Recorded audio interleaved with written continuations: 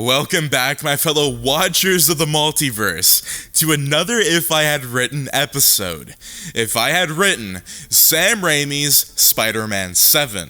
Now, If I Had Written is a brand new series where I'm going to be diving into canceled projects, pre-writes, rewrites, all types of different things in the world of pop culture, where I'll be giving you my take on a storyline. And today's storyline is Sam Raimi's Spider-Man 7. Now, if that would have ever have happened, I wanted to do it. I wanted to make it happen and see where we would take Tobey Maguire's Peter Parker in the long game. What would happen to his Spider-Man in the future?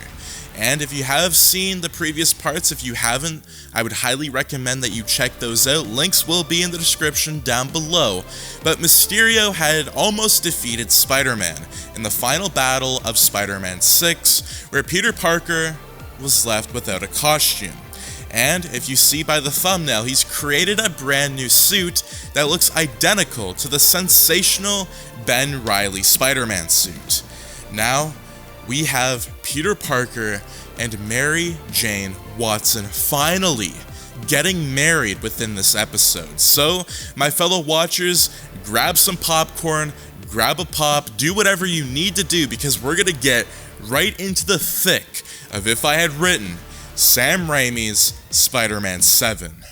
After all these years, it was finally happening. Peter grinned at the thought. His desire to marry Mary Jane had been fulfilled, as he stood at the altar, waiting for his soon-to-be wife to walk down. He realized he had overcome his struggles. Although there were many still nested inside of him, she made him feel like he could fix all those mistakes that he had. The mistakes in the future, too. It was a small wedding with friends and family, some co-workers that were close with them as well.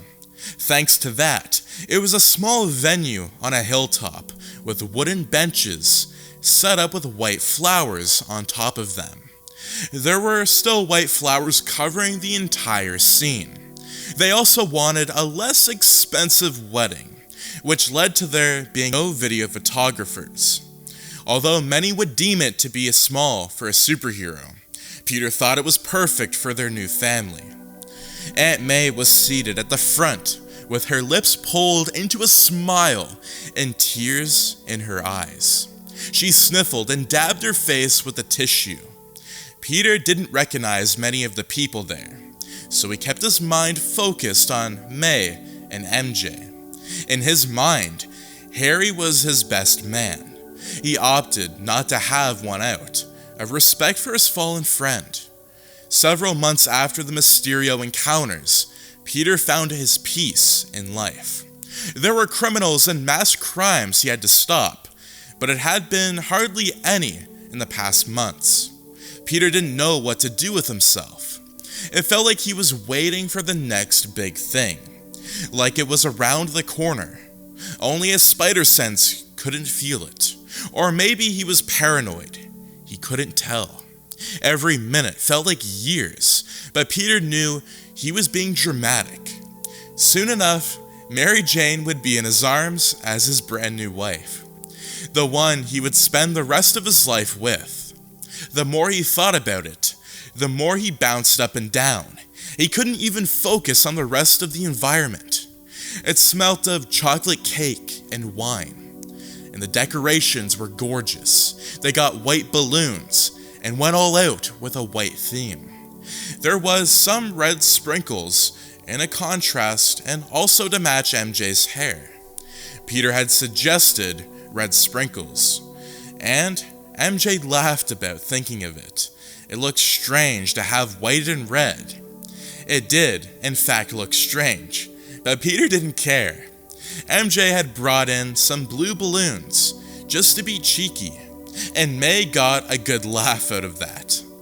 Finally, after what felt like decades, the music began to play. The audience rose, creating a massive creak that shook the small venue. The curve of the hill had an opening where Mary Jane would come from. There were trees to cover her, but he could see the edge of her dress hiding away.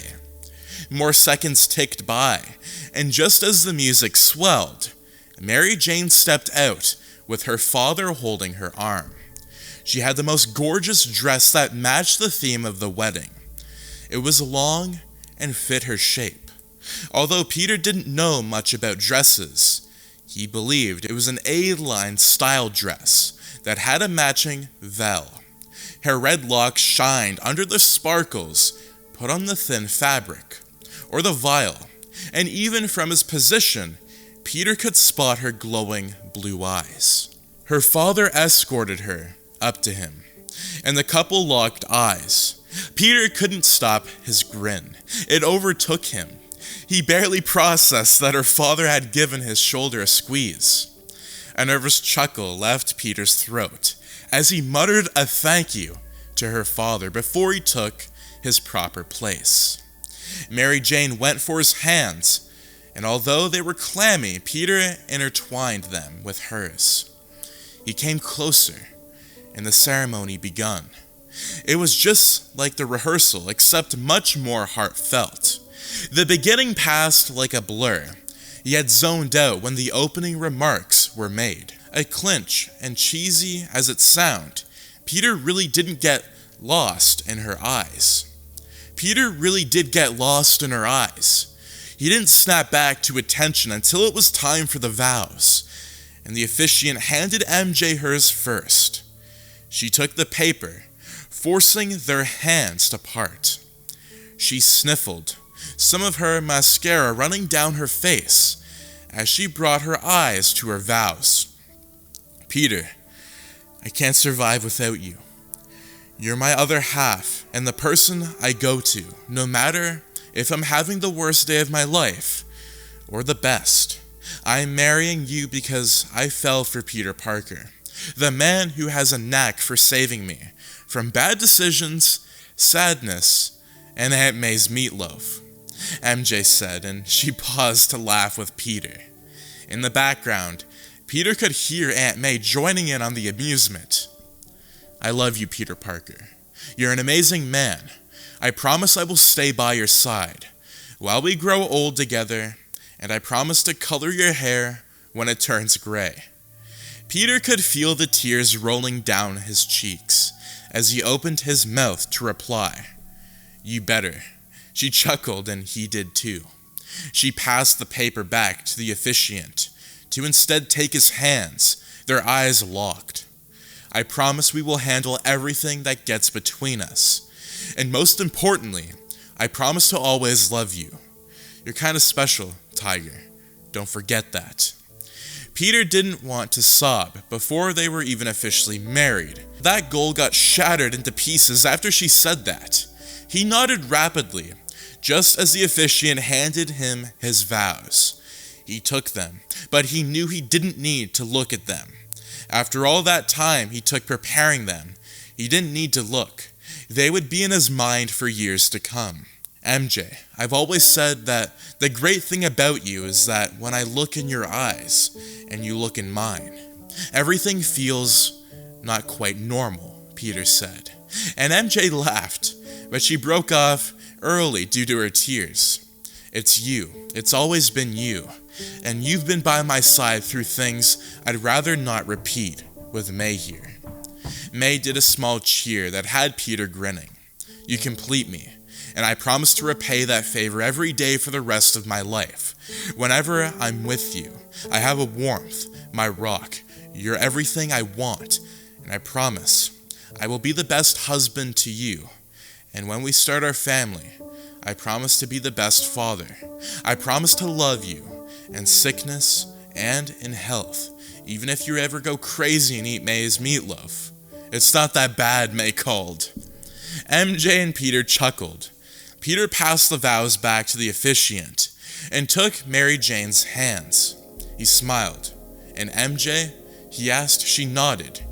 You were amazing in all the school plays. Now you're buttering me up too much, she replied, with a snicker in her return. Then, the final parts of the ceremony played out. The vows echoed throughout his mind. Once again, he zoned out to instead focus on her and the words that had just been exchanged. by the time he was handed a ring to slide on Mary Jane's finger, it hadn't hit him. This was the day he'd get her as his wife. Even when he repeated the words, he was told to stay and put it on her ring finger. It didn't strike him yet. Mary Jane did the same for Peter. The cool metal kissed its skin and warmed his heart. They turned toward the crowd, with their hands interlocked, rings on their fingers. They were announced as husband and wife. That was it. She was his forever. He had gotten a chance at peace. They were introduced as husband and wife, and Peter swiped her up without hesitation. He didn't care how many were watching. He kissed her and cherished the warmth oozing off of his body. And by the time the main ceremony was over, they were partying, drinking, giving speeches, and preparing to cut the cake they had spent a fortune on. MJ danced with May, while Peter hung in the back with a glass of wine in his hands. He watched his beautiful wife dance the night away. He would join soon, but he wanted to be a wallflower for a moment. After all these years, he had become used to observing others, but he wanted to take a second to observe her, living her dream.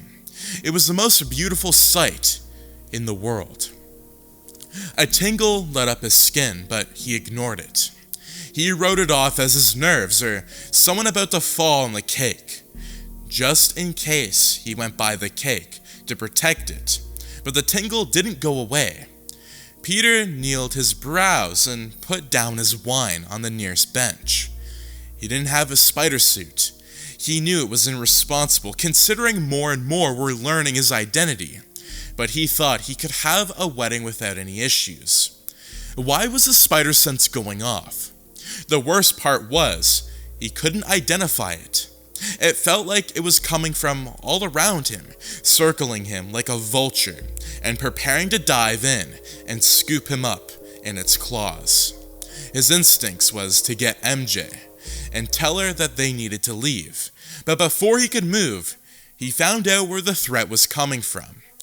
Parker whipped around in time to see a black-haired man stalking them from the forest. His hair was long and shaggy, just like his beard. Even from Peter's spot, he could see the fur wrapped around the man's shoulders, and there was what looked like to be blades in his hands. Peter watched as the man stalked them. The stranger didn't move. It was almost as if his eyes were in that of sirens, and they called to Peter, luring him in. Peter resisted the urge to check it out for himself and backed up to May and MJ without taking his gaze off of the threat. MJ stopped dancing as soon as Peter approached. Before she could ask what was wrong, her eyes fell on what he was looking at. "Get everyone out of here, now," Peter mumbled, and MJ and May agreed. A minute later, the guests were escorted out, and the party was killed. Multiple guests complained, half of them drunk while the other half wanted cake, but soon enough, it was just the three of them on the hilltop, with the mysterious man creeping out of the trees. When he stood tall, Peter almost staggered back. The man towered above them as he approached with his blades and sharp eyes. There were scars on his arms and neck. Peter trembled at the sight. "Peter Parker and Mary Jane Watson," the man said with a tongue click. "Get the elder out of here. I don't wish to harm her." Peter made May go, but before he could tell MJ to go with, the man pounced. He attempted to grab MJ, as if to take her, but Peter wouldn't let him. Despite not having a suit, he let his webs fly and attached to the man, sending him stumbling back. The man whipped around and cut off the web with one of the blades. He licked his lower lip, and a guilt of amusement struck his eyes. "Who are you?" Peter asked, and the man stood with the shoulders set. "Kraven the Hunter," the man. now identified as Kraven, replied, "And you, Spider-Man, are my final foe. If you don't mind, why don't I take your wonderful wife and we go on an adventure somewhere less known? Somewhere there aren't going to look for you. How do you know I had my suspicions after tracking you for months, but the webs just confirmed it," Kraven replied. With a cackle, he pounced again, throwing his blades and going for Mary Jane. Peter grabbed them with his webs and threw them right back at Kraven. The hunter dodged and grabbed Mary Jane by the throat, but she wasn't having it. She stomped on his foot with her heel, and it caused him to grunt. Peter took the distraction and grabbed the back of Kraven's head, sticking to him. He ripped out a chunk of hair and sent Kraven flying back. Without waiting for Kraven to retaliate, Peter grabbed Mary Jane and used the trees to swing, gaining distance between them and the hunter. Now, they had dozens of feet in between them. Peter stared at Kraven, who was holding his injured head. The hunter stood and peered at them, but he didn't move to attack. MJ and Peter were panting as they backed away, but they knew that they had to flee. They had to get on the plane to their honeymoon. At least in the airport there was security. At least there was a chance they'd be free. Their wedding had gotten crashed, but Peter knew their safety was more important. So he took MJ's hand and ran away. Peter folded the last shirt and put it in the drawer. Even the basics like laundry felt draining. This was supposed to be his honeymoon, but all he could think about was Kraven. It didn't feel right to leave New York when Kraven was in the area. However, at the same time, Kraven wanted Spider-Man. If he was hunting Spider-Man, that meant the city was still, at least, mostly safe, right? Taking even a day off made his head spin. MJ stepped out of the bathroom, and he frowned upon seeing her. He adored her, but guilt festered inside of him. The wedding was supposed to be the most magical day of her life, but it got crashed. That wasn't fair to her. She deserved so much better than that. "You're brooding," MJ pointed out, Peter managing to chuckle at that. She sat on the edge of the bed in their hotel room. The lights were dimmed, and she beckoned him closer. He stepped away from the dresser and plopped down next to her. She took his hand and kissed the back of it. "Don't start apologizing if you do. I'll cry." "You wouldn't want to see your wife cry, would you?" With an amused look in her eyes. "You're not upset? I'm married to Spider-Man. I know what that means. If I'm being honest, I'd be more surprised if the wedding went without any problems. Think of it this way. You'll never forget it. I don't know how you're so positive about this. You're constantly in danger."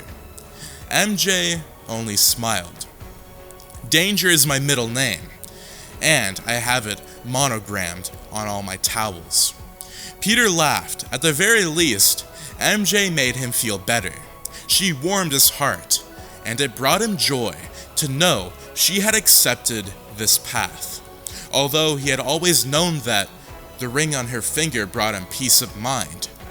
"Don't be upset," MJ said, giving him a nudge. "Whatever happens, we'll get through it together. Let's enjoy our honeymoon." "What if you or May get hurt because of me?" he asked, and she brushed the comment off. "Peter, we made our choice.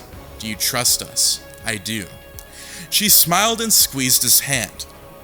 "Now it's time for you to trust yourself." Although Peter believed her, it was hard to accept. Kraven the hunter was out there, waiting for him. And as Peter rose to step in front of the window, he wondered if Kraven was out there right now, searching for him. Peter and MJ were in Providence, Rhode Island. They wanted to see several plays and museums. Could Kraven have followed them here? Peter peered out of the window, while MJ stayed quiet. There were raindrops pattering against the glass and causing the moon to appear distorted.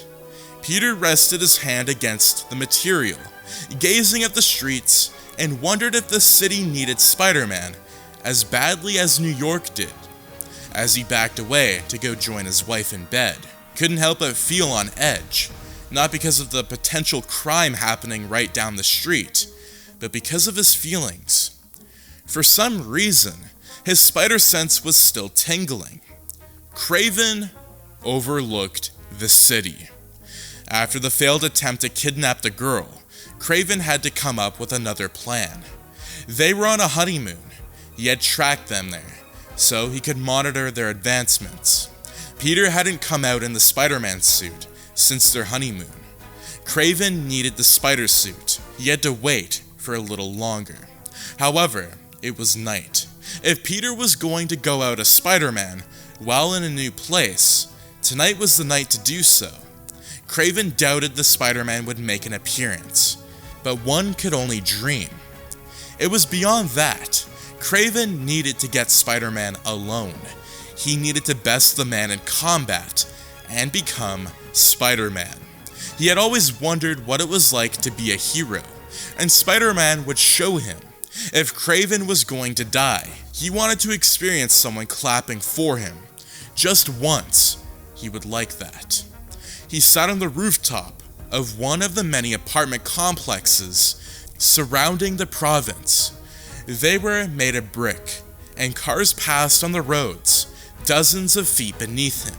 There were some people who casted him concerned glances, but none so concerned that they called for the police. Even if they did, Kraven would be gone before they arrived. He'd hear the sirens from such a long distance that he had to be across town by the time that they'd come closer. The hunt was the only thing he had ever known. Spider-Man was his last observation. It was the last piece to keep Kraven satisfied after an unfulfilled life of hunting unworthy prey. Finally, Kraven had an equal match. Spider-Man had gotten away once, but it wouldn't happen again. Not on Kraven's terms. He wondered what life was like beyond the hunt. He wondered if there was another side he hadn't explored. There was so much out there, or so he had been told by various prey. Many prey begged by saying that they had families. Kraven didn't know what that was like. He didn't know if he wanted to know. There were soft raindrops falling from the arching clouds. Kraven found himself adoring the feel of water dripping down his skin. It cleansed him of his many sins, and he leaned back and embraced it. His battle scars felt as though they healed in the darkness of the night sky, and they drank into it. Any concern of Spider-Man slipped from his mind. Spider-Man wouldn't appear today, and Kraven knew that. He couldn't break in and attack Peter Parker while he was caught off guard. However, that would ruin the fun for the hunt. The only issue was that what came after. When he wasn't hunting, there was nothing to do but sit in the rain and pretend it washed away the tragedies he had caused. So Kraven tilted his head back and enjoyed the rain. It wasn't like he knew how to do anything else. Their honeymoon had ended, which meant Peter Parker had to go back to being Spider-Man. Not that it bothered him. Spider-Man was his livelihood, and he would do anything to protect the people. However, he had to admit, it was nice to take a break and relax with the woman of his dreams. Kraven was still on his mind, but it seemed as though Peter made the right call, settling down and not rushing back to the city. There were no attacks since the wedding. Kraven had disappeared seemingly out of thin air.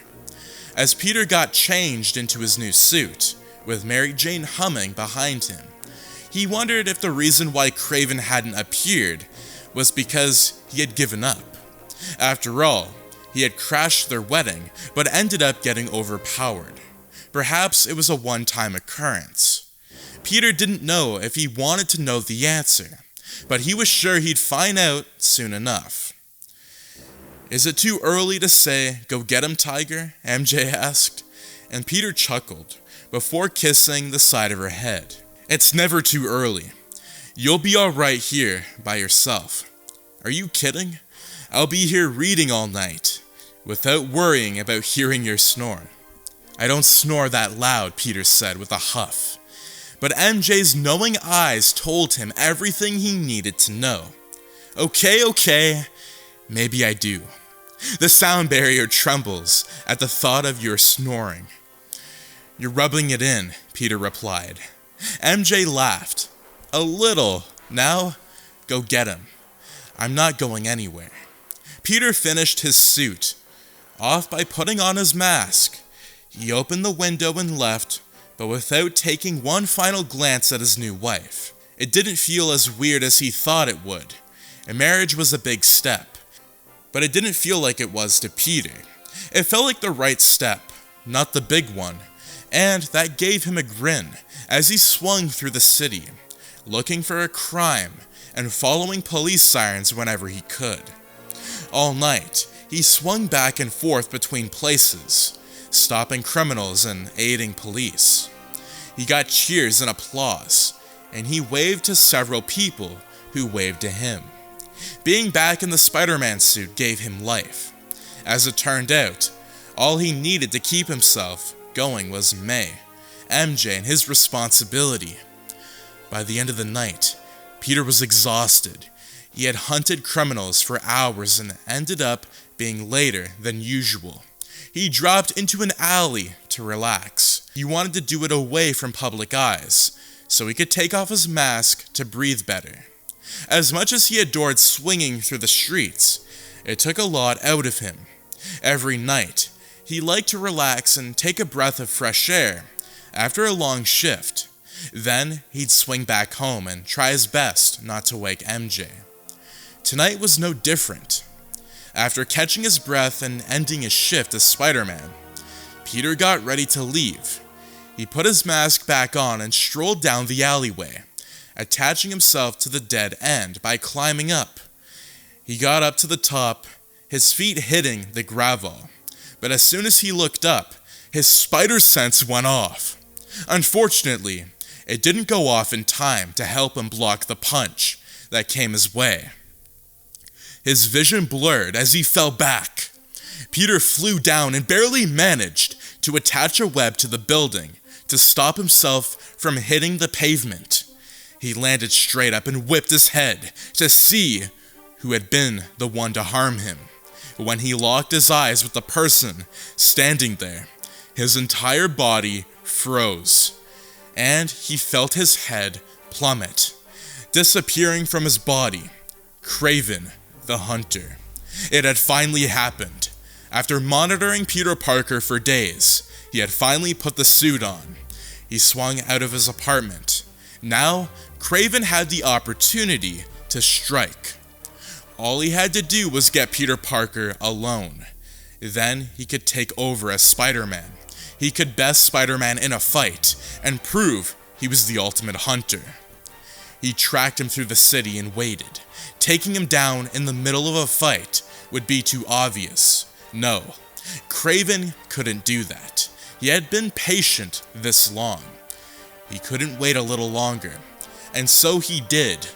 Hours later, Peter had finally settled down and stopped his noble acts.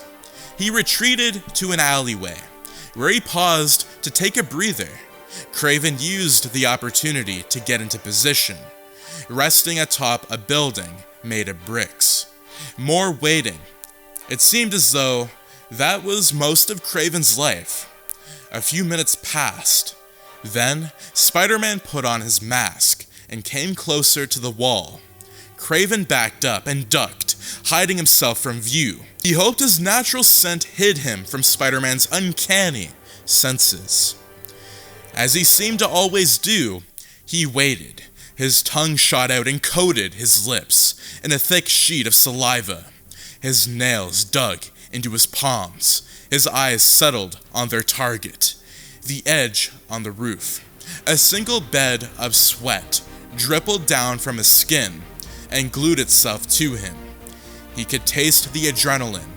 It tasted of copper, almost like the thrilling sensation of fear.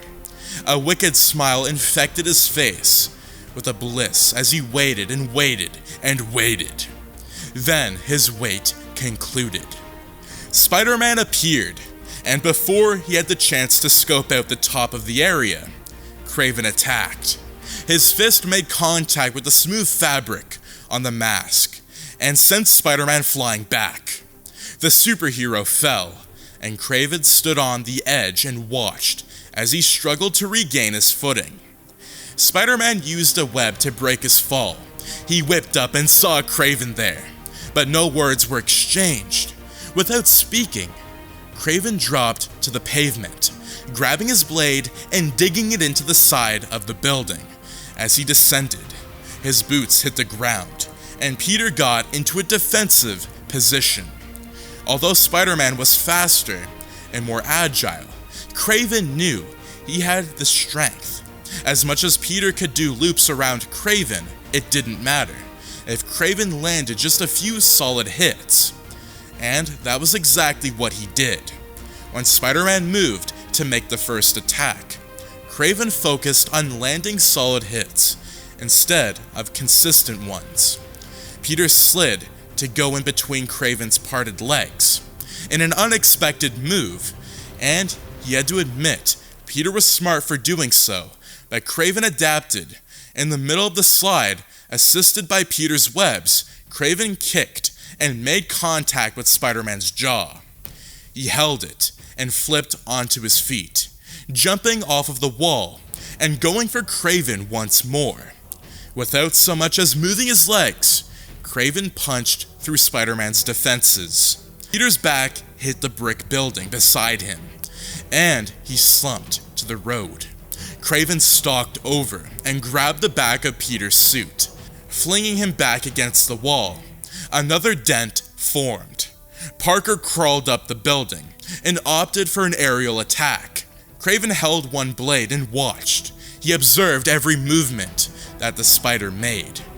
Parker jumped around and got higher and higher, while Kraven stayed put. A web came after Kraven. Kraven sidestepped and grabbed it, pulling it with all of his might. Peter got slammed on the ground. Kraven put his boot on Peter's head, crushing it. The spider withered and grunted from the force. It didn't matter. Kraven applied so much pressure that he could hear Peter's cries. Before Kraven could knock Peter unconscious, Peter used another web to free himself. He grabbed Kraven's leg and hit him. Kraven staggered back. They exchanged blows, but Peter was slow. He had a slur in his movements, as if he had been caught off guard the entire fight. Still, it wasn't an easy time, as Kraven had initially thought it would be. Kraven's advantage in the beginning turned into a disadvantage. Peter used it as fuel for himself. His attacks were stronger, almost on par with Kraven's. Kraven was pleasantly surprised by Spider-Man's fire. However, Kraven the Hunter had confidence he could win. After all, what type of hunter would he be if he couldn't? He had already lost at the wedding. Not again. Never again. Peter landed a punch that felt as though it dislocated Kraven's jaw. He yelped from the sudden blow and retaliated. He kicked and hit, which caused Peter to stumble against the wall. It was time for Kraven to make the final move. Except, he didn't use his fists or blades. Instead, he pulled out a tranquilizer gun and shot it. He could have done it from the beginning, but he wanted the fight. He wanted the taste of his own blood, as a reminder that after a long fight, Kraven had bested Peter Parker. He had bested the Spider-Man. The dart landed in Spider-Man's neck, and the superhero collapsed. Kraven chuckled and holstered his weapon, without a word being exchanged between them. Kraven had won. He took Peter and rid him of his suit. He had thin clothes underneath, but it wouldn't be enough to survive the weather of New York City. The suit belonged to Kraven now. He could do what he wished with it. As he took Peter to the forest, using the alleyways and rooftops to transverse. Kraven knew what he had to do. After all this time, he would learn what it meant to be a hero. He would be praised as one. He would learn what it meant to be loved. Kraven adored being Spider-Man. The wind in his hair was a nice touch. Although he could barely feel his hair through the mask, he loved the way the suit stretched on him.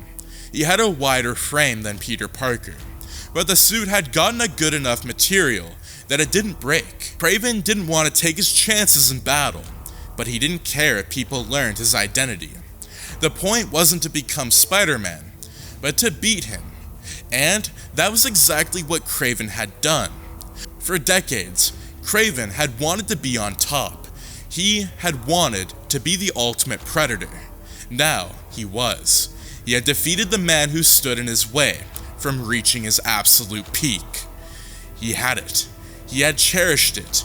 He drank it in and swirled it around his body until it drowned him in a sea of bliss.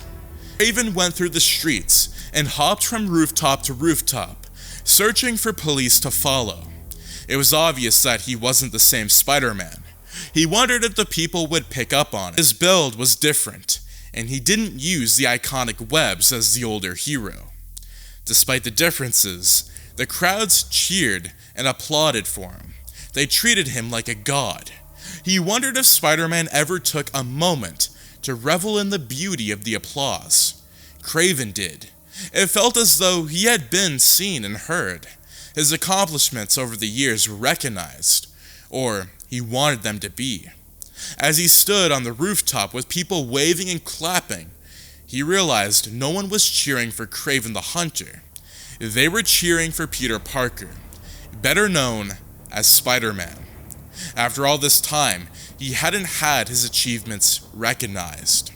Kraven pondered what he had to do to prove himself to the world that he was the superior hunter. He had proved it to himself, but did he need more? He came to the conclusion that he didn't, but he craved it. For some odd reason, he craved to show he was an incredible being with equal incredible accomplishments. Why did he seek approval for those who didn't even know his name? Why did their opinions matter? He didn't get the time to think. He heard sirens and followed them, with a primal instinct taking over him. The flashing lights entered his vision as he hopped between the rooftops. If it was as if he was doing an elaborate dance, only he understood. By the time he caught up with the cruisers, he saw they were closing in on an armed robbery, holding the police at gunpoint, and threatening to shoot. Kraven as Spider-Man didn't let them. He jumped down and landed on top of criminals. That caused the man's knees to be bent until they shattered. The criminal fell to the ground and hesitated. The gun dropped to the sidewalk as he took in what had just happened. His bulging hazeled eyes fell to his collapsed knees. Then, once the pain processed his mind, he screamed. His screams were broken and the high-pitched, harming Kraven's sensitive ears. The criminal held his destroyed bones as blood dripped onto the pavement. Fragments of his kneecaps were in the stream of liquid, creating a chunky texture. Kraven stepped over. He kneeled, taking the backpack full of money from the criminal. The police were horrified as they witnessed the scene. Kraven tossed the bag to the officers and did a bow. He couldn't resist. After a moment, he did another bow, giving the officers a salute. The criminals hyperventilated in between screams. They were wailing that got ripped from their swollen lungs. Kraven punched him to shut him up. It didn't work. It only made things worse, and Kraven groaned from the irritation. Before he could continue, the police went on guard and held guns up at Kraven. He raised his hands. "I just stopped a criminal. What is this?" Kraven asked, making his voice a bit higher to match Spider-Man's. "Step away from the man," one of the officers replied. Kraven made a tisk sound with his lips. How grateful. I love the hospitality. Kraven backed away and slipped into the nearest alleyway. He chuckled to himself and climbed the building on his left, jumping between the rooftops and searching for more crime. He found it. There was a shoplifter. He broke the kid's arm and saved the store from losing 2 bags of chips. The next crime was a cyclist theft. Kraven accidentally ripped off the man's thumb while trying to take it back. After that came a woman who tried to scam a man out of money, more than Kraven had ever seen in his life. He shattered her hand before she could take the cash from his wallet. The cycle continued over and over throughout the night. There were over a dozen criminals who paid for their actions. Kraven ended his shift on a rooftop, swinging his legs back and forth and getting a feel for the air. It was beautiful. The night sky reminded him of all the nights he spent in the forest, training for his next adventure. For months, he had prepared to fight Spider-Man. He had studied his previous fights and his fight patterns. He had studied the webs and prepared his blades in case Peter decided to use his webs to trap Kraven. All his hard work paid off. While Peter didn't suspect the attack, even with the spider sense, Kraven had prepared long enough to outperform all of Peter's strikes. Satisfaction swelled inside his veins, until it didn't. The satisfaction lasted for a mere second. It was a fleeting thought, a moment of bliss that never knew it should have stayed or not. He was a chasm of darkness, an endless abyss that never acknowledged what it was. Through it all, Kraven realized a majority of his life had been waiting. He had found hunting to be the thing to fill a void. The problem was, he couldn't even identify what the void was. Purpose, his personality, himself, or a mix of the three. Kraven stood and forced himself out of his thoughts.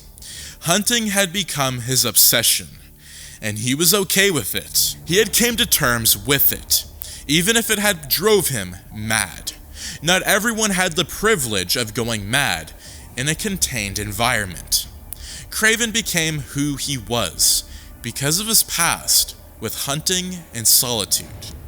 Even now, as he overlooked the city that never slept, he realized that there was nothing like him. No one ever was, and no one would ever be. And as Kraven walked away, he accepted that, no matter how much it stung. It had been 2 weeks since Kraven became Spider-Man. Peter Parker was out of the picture, leaving Kraven to fill his role. Although he did not have the same abilities as the masked hero, he had the strength and adaptability. He managed to fight crime, but he did it his way instead of Parker's way. Every criminal he had encountered left with damage that could not be undone. Even the police didn't want Spider-Man around anymore. They advised him not to show his face around the city due to the severity of the injuries that were left on over a dozen criminals. There was one person he had been stalking ever since he had become Spider-Man. Peter Parker's wife, Mary Jane Watson. She had barely been out of the apartment since Peter's disappearance. Today, she was. It seemed as though she needed groceries based on the way she had a bag in her hands. It was filled to the brim with supplies. None of it was healthy, which didn't surprise Kraven. He had been watching her, wondering if she would go to the police to report Peter Parker's missing. He hadn't seen any missing person cases yet, but he also didn't care enough to search. If she filed a report, he would have seen it due to how often he'd watch her. Not a day had gone by where he wasn't right on her tail. If not at the apartment, watching her through her windows, then outside and waiting to see if she would leave. Yet again, even as Spider-Man, Kraven found himself waiting. With his strength, Kraven hopped between the rooftops and followed her. She was returning to her apartment, and the streets were less crowded than usual. It was the afternoon, but the sun was lower in the sky, representing how evening was close to coming. It was close to rush hour, which meant that soon enough, MJ wouldn't be on the empty streets. New York City was the city that never slept, and that was shown when Kraven noticed a man approach Mary Jane. The stranger got in MJ's face and tried to steal her bag. Kraven observed like a wallflower. He hung off the side of the building right above them. He could drop down on top of the man, but Mary Jane was too close. He didn't want to risk hurting her, despite the anomaly he carried for Spider-Man. His wife was no threat. She was prey at best. That was why she was always on getting kidnapped. Spider-Man was the predator. She was the prey. Kraven didn't like to involve himself with prey, but he had to admit she sparked his curiosity. How did such a prey end up with such a predator? Kraven slid down and got on the side, away from the two. The man noticed Spider-Man's presence almost immediately and started cursing at him, but Kraven didn't give him much of a chance to explain himself. With one motion, Kraven grabbed the man's outstretched hand and broke it. It snapped down, the wrist shattering and becoming no better than broken glass.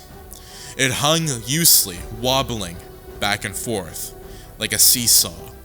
A scream left his lips, and Kraven kicked the man's back into the apartment building.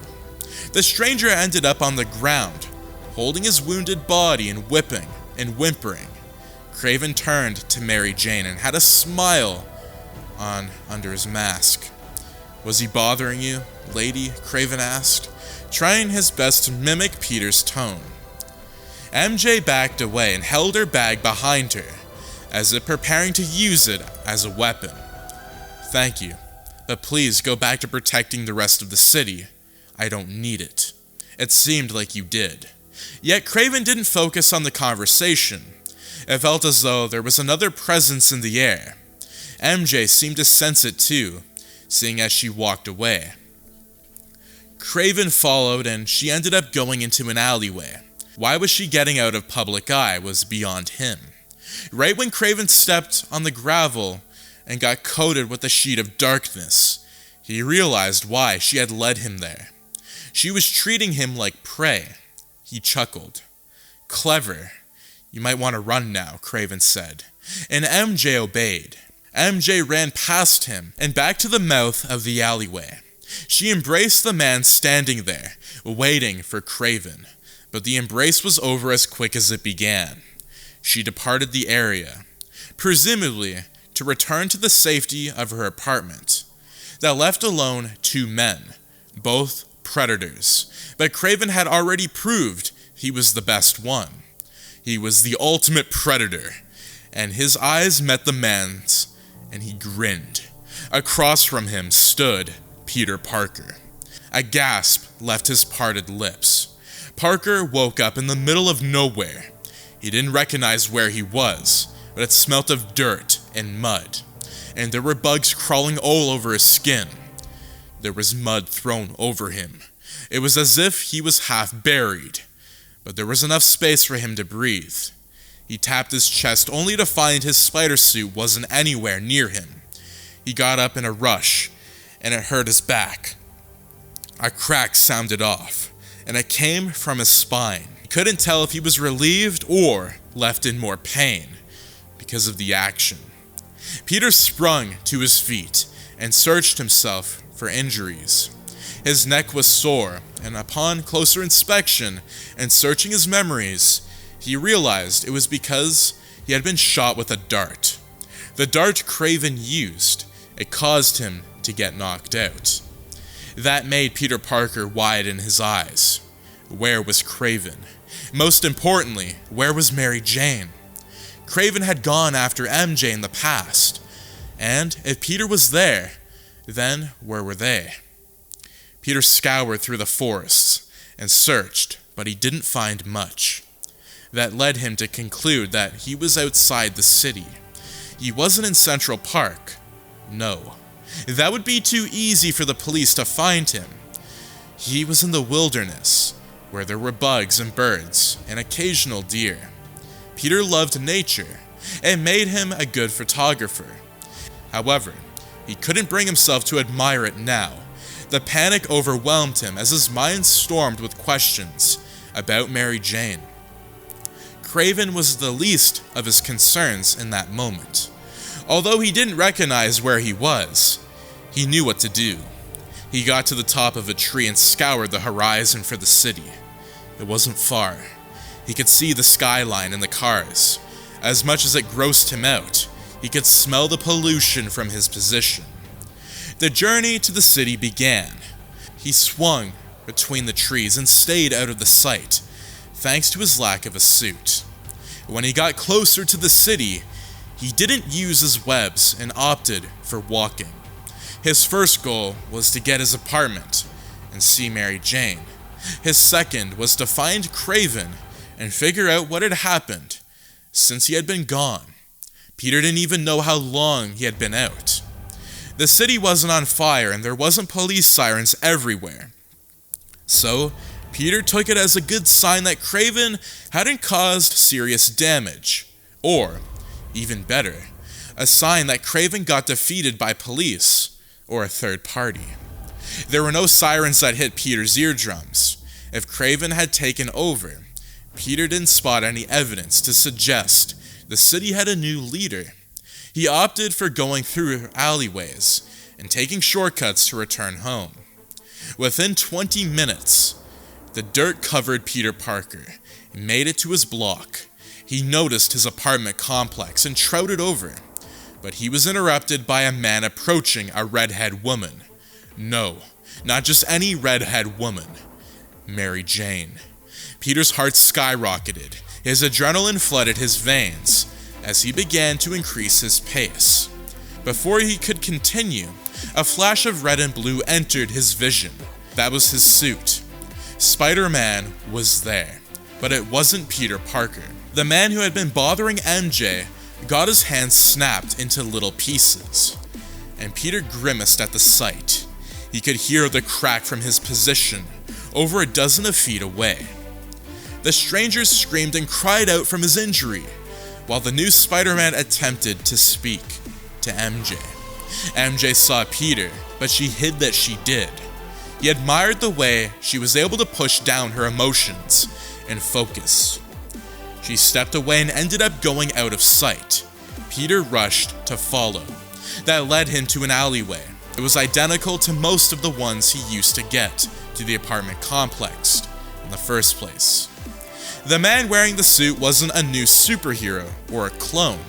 It was Kraven, and Peter knew it from the second he got close enough to smell him. This was it. Although Peter had no idea how long he had been gone, he knew it couldn't have been a short period of time. If he was lucky, it was a couple of days. If he was really unlucky, it had been a couple of months. He doubted a trank could put him out that long, but he didn't take any chances. He set his feet and jaw, curling his fists up and gazing at the man who had stolen too much from him. And now, he had crossed the line. He had tried to speak to Mary Jane. He had approached her, and that caused Peter to see nothing but red. "If you ever approach MJ again," Peter said, but he broke off due to his rage. It controlled him. He had never been so bloodthirsty in his entire career. After all that he had been put through, even with Uncle Ben, this was his breaking point. Not only had someone taken his identity and bested him in combat, but this was someone who tried to harm Mary Jane by kidnapping her. Beyond that, he had broken a man's hand and approached MJ. That caused Parker to plant his feet and prepare for a fight. This was it. Now he would best Kraven. Kraven faced Spider-Man. The man had no suit on, and Kraven had rid himself of the spider suit, so Peter could see his face. There was no point of wearing the suit anymore. It wasn't like it had any purpose left. Kraven had realized he never had a purpose to begin with. He was a shell of a person, and he took it out on those around him instead of himself. Life would have been better if Kraven walked away. The best thing Kraven could do for himself was forget that he even existed. It was the only way to keep himself safe. "If you ever approach MJ again," Peter started, but he broke off, his face contorted with rage. Kraven had never seen the Spider-Man so bloodthirsty. "Spider-Man is in full rage," Kraven said, dragging out each syllable as they circled each other. "I never thought I'd see the day. Leave MJ alone, do you hear me?" "I hear you, Spider-Man. You can fight me if you want, but I see no point in fighting back. You have your suit. I bested you in combat. I got to be Spider-Man for several weeks. Tell me, what is the point in fighting when you have what you want? And I got what I wanted." Peter lowered his fists. "You don't want to fight me." "Why would I? I bested you. I have proven myself the most powerful predator." "But why?" Peter asked. And Kraven stalled at that. "What do you mean, why? Isn't it obvious? I wanted to become the dominant predator, and that's exactly what I did." "I don't see the point. You hunt and you hunt, but when does it end? You've done nothing but hunt. What happens if another predator comes along? What if you consider someone else a bigger threat than me? Then I will return to the hunt. You ruined my reputation. I bet you made MJ think I was dead, right?" Peter asked. "But it was more of a statement. Raging at me will not change how I am the ultimate predator. Maybe there is nothing else left for me other than the hunt. But I'd rather be a misguided fool with a purpose than a slave to the system of nothingness." Kraven saw how Peter couldn't handle it anymore. He snapped. He launched himself at Kraven, but the hunter stepped away. The suit remained on the ground, and Peter picked it up. Kraven backed away and held up his hands as if they were white flags. As much as Peter didn't believe it, Kraven really was surrendering. The spider used it as an opportunity to put on the suit. Kraven glanced back and saw no one nearby, but he couldn't blame the superhero for thinking he would be caught fighting in an alleyway. Once the suit was secured, Peter halted. Kraven chuckled when he saw the way it fit Peter's body. There were some baggy areas, and particularly around his arms. Peter waited a moment, then ignored it, and latched onto the wall, preparing an aerial attack, and Kraven didn't retaliate. Peter jumped down and tackled Kraven to the ground, webbing his legs and arms so he couldn't move. The entire time, Kraven didn't bother with fighting back. "Do you feel better now?" Kraven asked. Peter stalling at that. "You have a reputation to fix, and a woman to comfort, yet you're more worried about the one who has already finished his duty." Peter raised his fist. If to punch Kraven, he had to admit that piqued his curiosity. Kraven never would have guessed Parker would go for blood. Yet there he was, in front of Kraven with a raised hand and a tense body. Silence echoed between them. No one moved. Kraven could rip the webs off if he wanted to, but he remained still. Peter lowered his figure and slid off of Kraven. It seemed as though he was about to get to the police, but Kraven freed himself from the webs before it could happen. Spider-Man jumped from the strength of Kraven. He went to web Kraven up again, but Kraven had no interest in being bound. He used his blade to cut any webs that went in his direction, and he left the scene. In his signature fashion, he went to the rooftops and hopped between them, not bothering to glance back and see if the superhero had followed. He went back to the only place that he knew, the forest. The trees covered him, and the bushes kissed his legs as they walked by. He had completed his quest, and he didn't know what to do yet. The next step was to leave evidence for the police, so they knew he took Spider-Man's place. Despite being a superhero for 2 weeks, he had gotten recognition for it. He was praised as Spider-Man, not Kraven the Hunter. With evidence and a confusion, he would change that. Kraven sat under the tree and stared at the sky. It comforted him. It didn't blanket him in a sea of warmth that he didn't know existed. After all these years of hunting, he could rest. It was over. He won. He was the biggest predator of all of them. Peter stared at his suit. It felt wrong to want to wear it after an imposter took it from him. What was once a gorgeous new suit had stretches and tears from where Kraven had pushed its limits. At first, Parker celebrated not having any villains, but after the appearance of Kraven, Peter changed his mind. Kraven the Hunter hadn't hurt any of the innocent people. Surely he was violent to beat criminals, but he hadn't wanted to cause harm to the people. He had only wanted to cause harm to Peter. Peter didn't know how to feel about that. "You're brouting again," MJ said from the doorway. Peter placed the mask down on the desk and turned toward her. "Sorry, you know it's my signature move. What's wrong?" "Shouldn't I be asking you that?"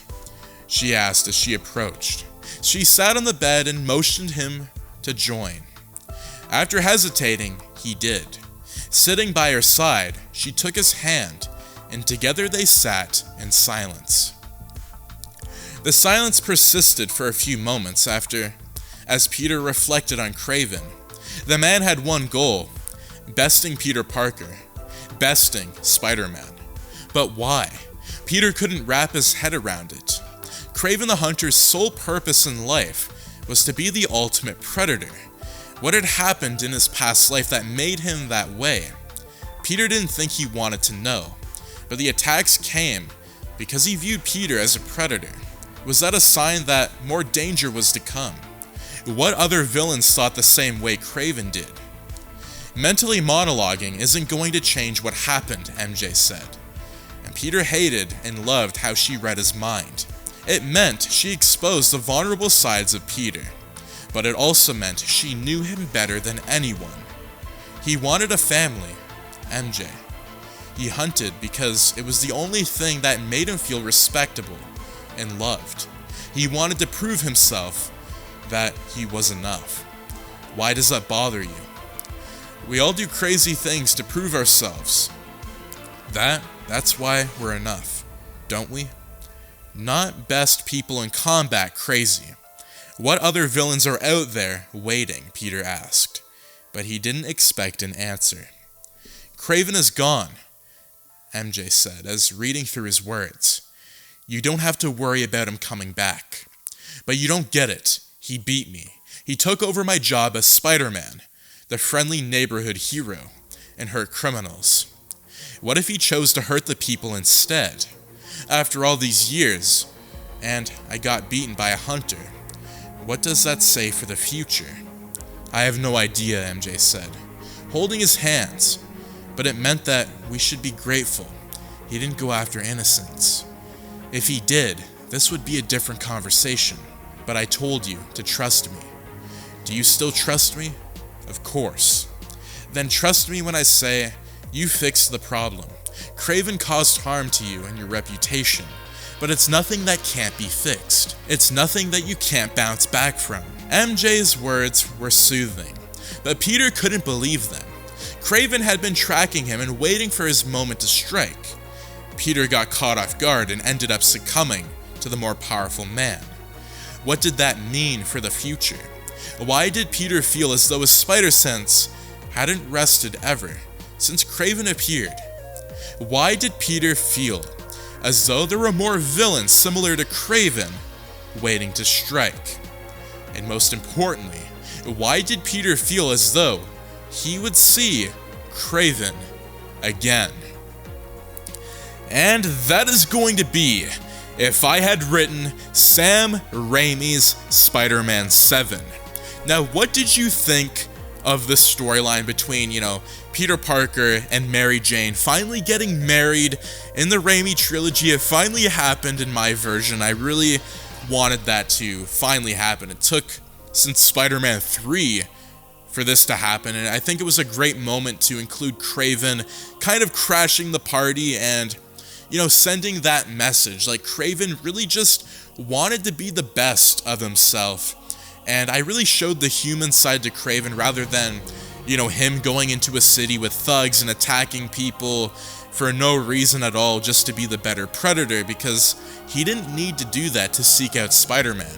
He really did it on his own agenda to seek out Peter Parker, and he was very calculated when he wanted to do that. So I did tease Kraven's return. Will he return to the Raimi trilogy? I mean, we'll have to find out in Spider-Man 8, 9, and 10. But that being said, Spider-Man 8 really sets up Spider-Man 10. You know, 8, 9, and 10 really go in depth with what will be happening with Vulture, Kingpin, and Carnage, because Carnage is the ultimate end to Tobey Maguire's Spider-Man, in my opinion, and he's the ultimate villain. So it'll be interesting going in depth with that. But I was really glad to, you know, showcase the sensational suit for a little bit, although Kraven kind of got most of the suit. I think it was very interesting.